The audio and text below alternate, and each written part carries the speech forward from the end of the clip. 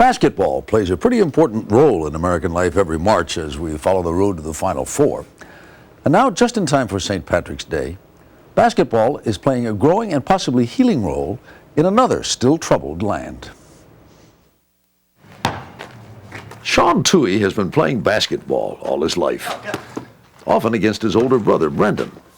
Even now, at 27, he can remember his childhood quest. Shooting guard for Utah Jazz. That's what I wanted to do. And it's always been my dream. Here's Toohey. He was captain of the Catholic University basketball team in Washington, his hometown. After graduating, sure enough, this great-grandson of Irish immigrants did get an offer to play professional basketball, but not in the NBA, in Ireland. I was following my dream to play basketball. I was in the lowest league in Ireland. And on that way, a new dream, an even bigger dream, was put in front of me. Fast forward to a damp morning this winter, and you'll see Sean Toohey's dream unfolding as he leads a group of young Americans through the fog in Dungannon, Northern Ireland. Ahead, a group of children jump off their school bus and trudge up the hill to the local gym. These children all live in the same small village, but never play together. The kids in the brown and yellow uniforms go to Blessed Patrick O'Loughlin, a Catholic school. Those in street clothes attend Walker Memorial and are all Protestants. In this part of the world, say their teachers, who you pray with determines who you play with. In a normal time, these children wouldn't have probably any opportunity to interact. I suppose the two different cultures don't mix an awful lot. Each side has their own sport, really, that they would be involved in. Our school, the boys would go to a boys' brigade, which is for Protestant children only. But not today. Go!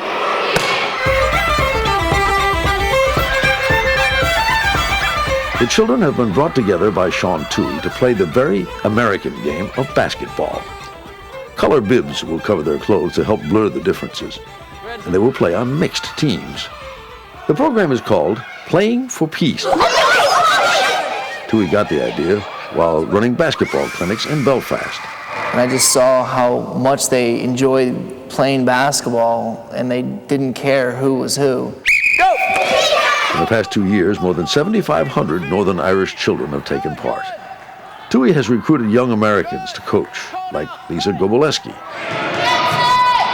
The first thing Americans discover here is that Catholic and Protestant kids play different sports.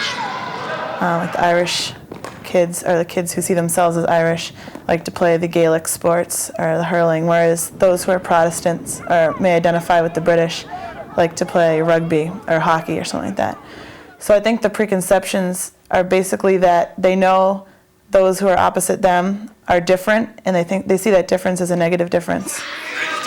Basketball is relatively new here, and it's not identified with any religion. This game has taken their minds off for a second, the fact that they're not supposed to like each other. Disliking each other is a way of life in Northern Ireland.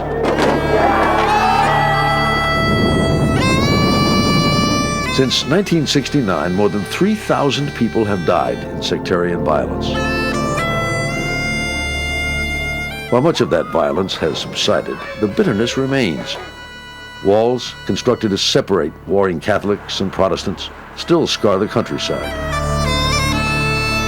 This one in Belfast has become a tourist attraction, but it still divides people. This past Christmas, several hundred Protestant and Catholic kids traveled together from all over the north to play in a holiday tournament. On the bus and in the games, religion didn't seem to matter. You can knock the ball out of her hands, but you can't knock the girl out of the ball. Okay. Yet American coach Zach Leverins says the bigotry of the past does occasionally appear. He remembers one boy who suddenly stopped coming to the after-school sessions. And he said he had ran away from school because he had been beaten up and being threatened and harassed by his classmates. He's a Protestant, and it was his Protestant classmates who were doing the harassing. And the reason for this was that he had met and befriended a girl at the club session who was a Catholic. We caught up with American coaches John Ginnity and Pat Maloney in the village of Claudy in the western part of Northern Ireland. In 1972, an IRA bomb killed 9 civilians not far from where they're walking. They say most of the children don't see the world the way their parents did. Most of them are too young to really have a bias. Like they might hear it from their parents, but 9 and 10-year-olds hear a lot of things from their parents. Good shot! So we try to put them in a fun situation, in a fun environment where they're always moving and they're interacting, and you put the Protestants and the Catholics on the same team and say, here, go score. You have to pass him the ball if you want to score. So they'll forget about it real quick. And when you get home tonight, thank your parents. Back to Sean Toohey. Playing for peace is a family affair. His younger brother Devon has coached in Northern Ireland. Older brother Brendan quit his job to run the program back in Washington, out of their father's law office. This idea that children who learn to play together can learn to live together is a pretty simple one, but it's also very powerful. While Sean travels the world, Brendan raises the money. Hundreds of thousands of dollars, first from friends, later from corporations and foundations, including the NBA. And the program extends beyond Ulster to another place where hatred has kept kids apart. South Africa. Long way, long way, long way, long walk to freedom. In the past 3.5 years, we've worked with over 10,000 kids in South Africa. We have a league that kids from 100 schools are involved in. We've built 35 courts, and we've just implemented a program-wide AIDS awareness program in conjunction with Harvard School of Public Health and the University of Natal. Kids are coming together. Kids who never see each other are coming together. If you want to be better than them, you've got to practice on your own. Sean Toohey moved to Durban, South Africa, after a Northern Irish police commander suggested basketball might help bring together children of different races. I was living in an apartment in probably the worst area of the city. I was seeing prostitutes getting beat up. I was seeing drug dealers. It was just the Nigerian drug lords were around me. I was entrenched in absolute chaos. But now Toohey is surrounded by hundreds of black and white children playing in weekend tournaments. The program is mostly run by South Africans he recruited.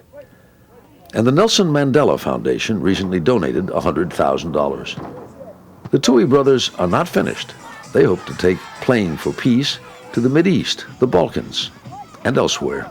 Sports is such a wonderful tool for kids and to teach life lessons, teach kids how to get along. If there's going to be a change in these societies, it's not going to come from adults, it's going to come from kids. And 2 months ago, we brought a black school, a white school, Indian school, and a colored school out to a township school for a match. And all the buses pulled up to the township school, the kids got off, and you could hear a pin drop. I mean, everyone was nervous.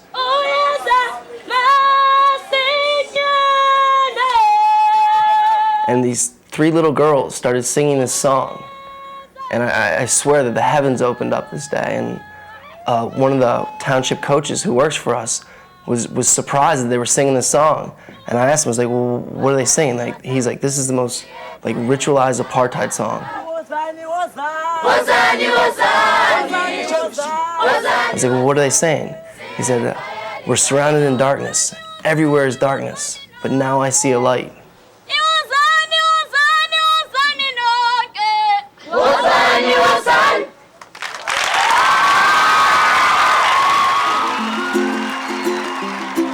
Back here in the United States, March Madness is about to begin. Later today, schools will be chosen to play for men's and women's college basketball championships. In South Africa and in Northern Ireland, others will also be playing basketball this month. But they'll be playing for an even greater prize. What better time in the world, when everyone's at war, than to start playing for peace?